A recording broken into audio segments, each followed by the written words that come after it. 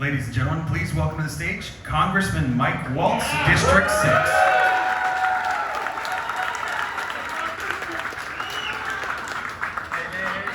Hello, Flagler. Hello, Volusia. So just less than 24 hours ago, we had the President of the United States in Ocala, getting everybody fired up.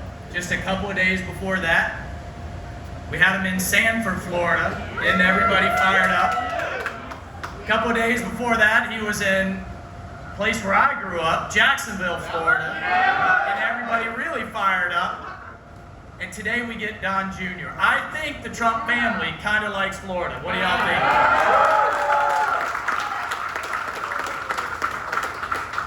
Yeah, one of the things that was so special for me, especially up in the rally up at Cecil Field in the west side of Jacksonville, I grew up like 10 minutes down the road.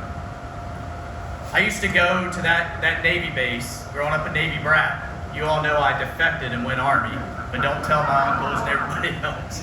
I grew up going with my grandmother to that Navy base. Grew up with a single mom. Lived just down the street. That's one of the poorer sections of town in Jacksonville, for those of you who know the west side.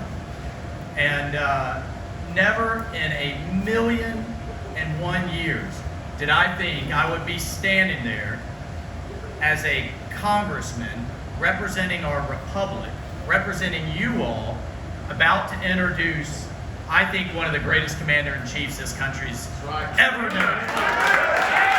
Only in America. It took my mom, and many of you here have met her. You know what an incredible woman she is. It took her 15 years to graduate night school and to finally get her degree, so that she could pave the way for me to go get the crap beat out of me at the Virginia Military Institute. It only took me 4. And then, as you know, to become the first Green Beret ever elected to Congress. Only in this country.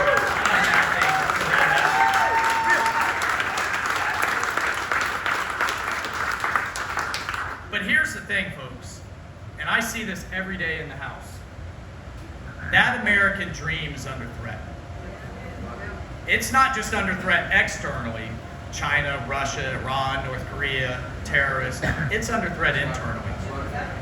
You know, you kind of have the bulldozer that can hit your house, and then you got the termites that can eat it out from underneath. And right now, I'm more worried about those termites, right? So I see every day in the House of Representatives, led by Nancy Pelosi, who is completely owned right now by the squad, that they want to make America look like California. What is California right now? Number one, everybody's trying to leave if they can.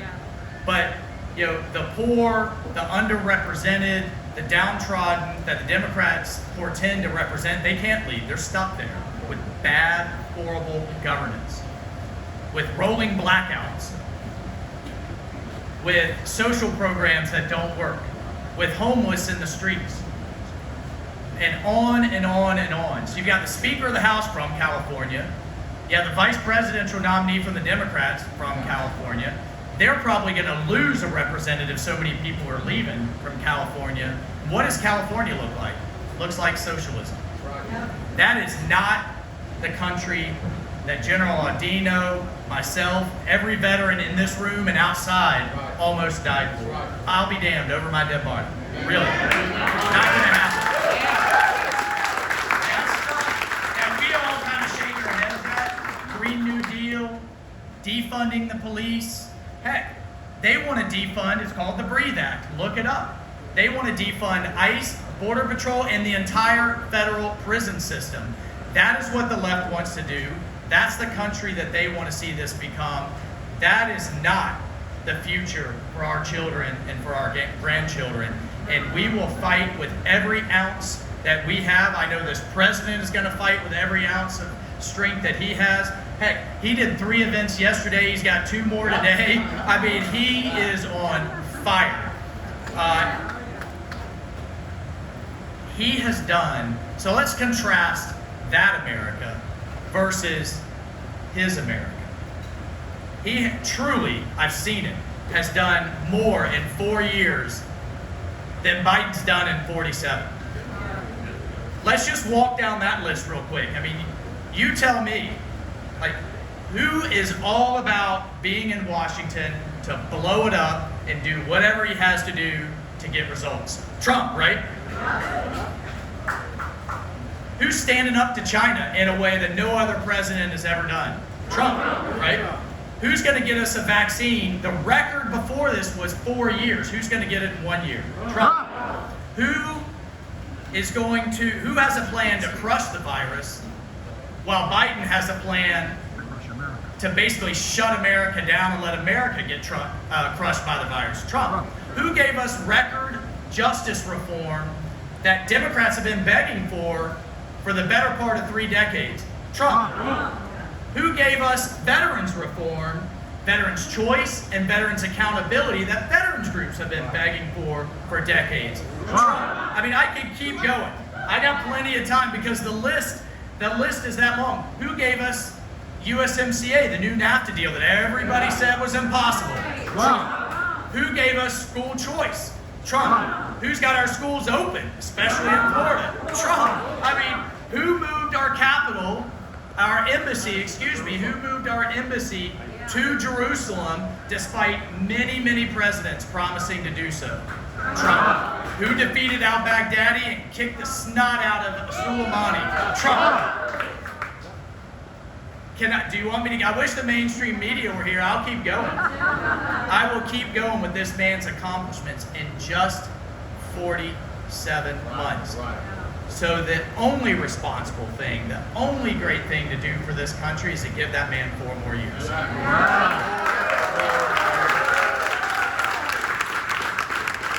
let's contrast all that. Look, you all know I've been overseas, fought in Afghanistan, West Africa, Middle East.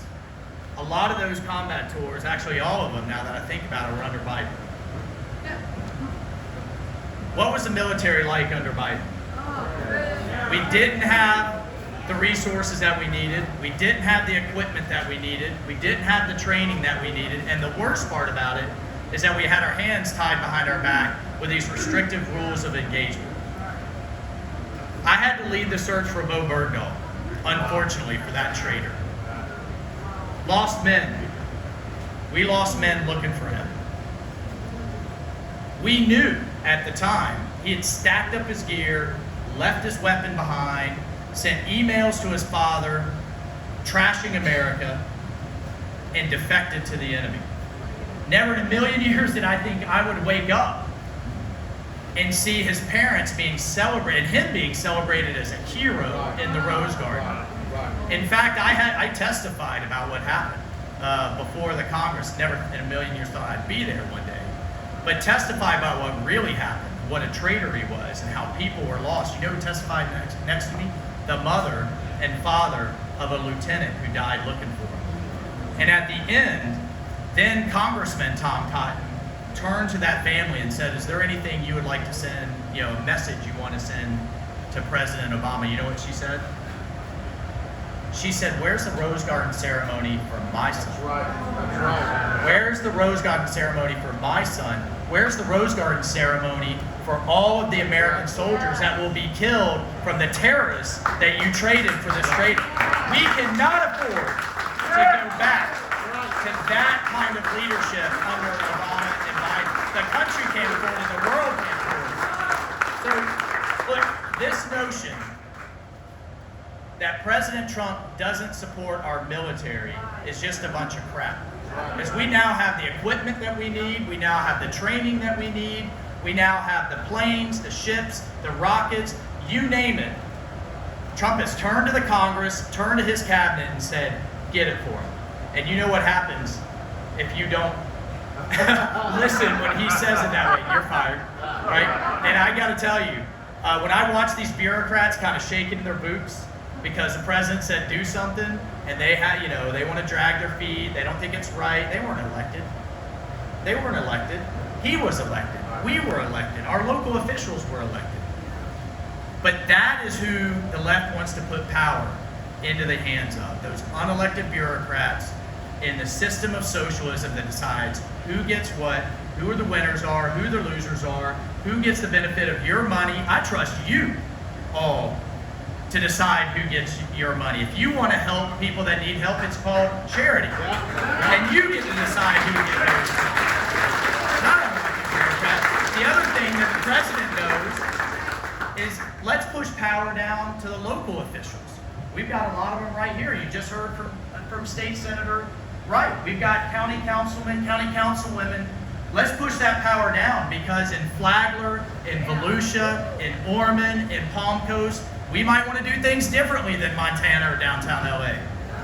But the left wants big government, Washington, D.C. to run your lives. We see it day in and day out.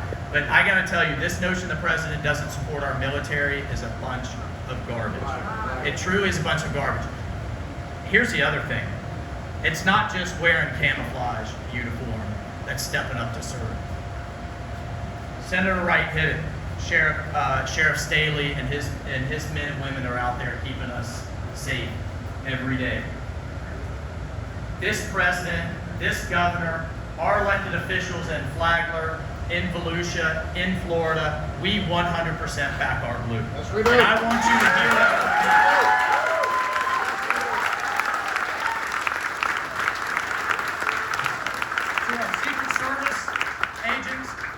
To our ICE officers, to our Border Patrol, to our deputies that are outside, everybody, to our first responders, when you wake up in the morning, you put on that uniform, you put on that badge, you get between our families and the bad guys.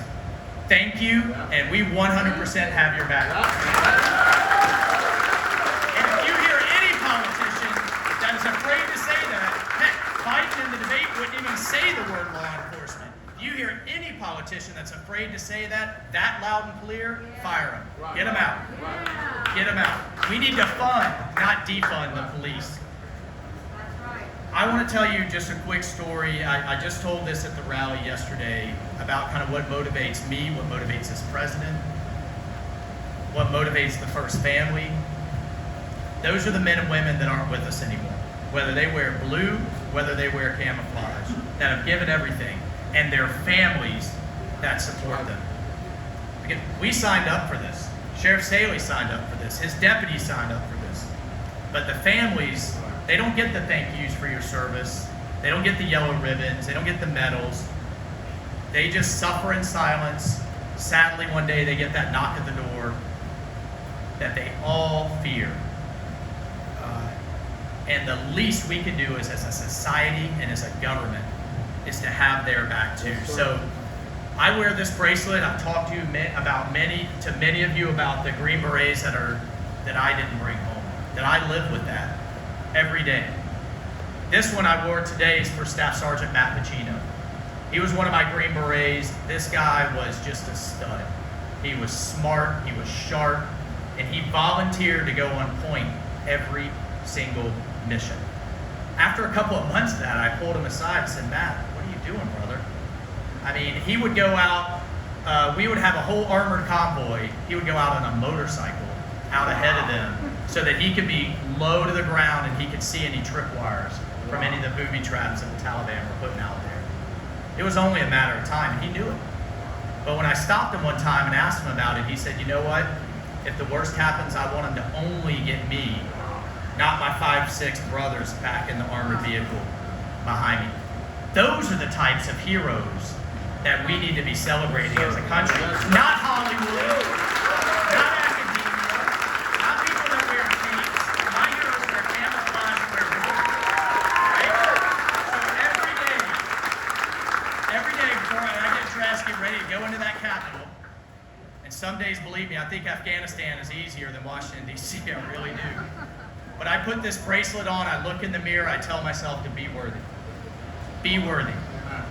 Be worthy of not only their sacrifice, but the hundreds of thousands of men and women that are out there on that wall right now so that we can wake up this morning and breathe free air in a free country where we can determine our future, where we can protect our family if we want, We can worship as we want. We can put our money where we want. We can build a business if we want. We can get educated where we want. And we don't have a big government telling us what to do. They need to create a society where we can do those things, get out of the way of our freedoms, not taking more of them. But be worthy. Be worthy of those sacrifices. Finally, let me just say this. I had a deal. We all had a deal on our special forces teams that if, for those of us that made it back, would take care of the kids of those of us that didn't. For me, this is just another form of service to keep this country free for their futures. We owe it to them, right? I get choked up still thinking about it. I'll be damned if I had those kids growing up, if I had my own 16-year-old daughter growing up in a country led by democratic socialists or in a world led by Chinese communists. Only this president, only this commander-in-chief is going to do what it takes to be necessary. So let's stand up and be heard. Yelling at the TV's not good enough. Posting on social media not good enough. Telling your liberal relatives at Thanksgiving that their ideas are dumb, not good enough. Fight this fight. Roll up your sleeves and be part of the solution. Thank you, Debbie Ringhaver, for hosting us here at the Second Amendment Ranch. Thank you, Blue Flag and Republican parties, for putting all this together. Thank you, Donald J. Trump, for leading this great nation. Thank you, Trump Jr., for fighting this fight. 4 more years, folks. 4 more years. Let's get her done.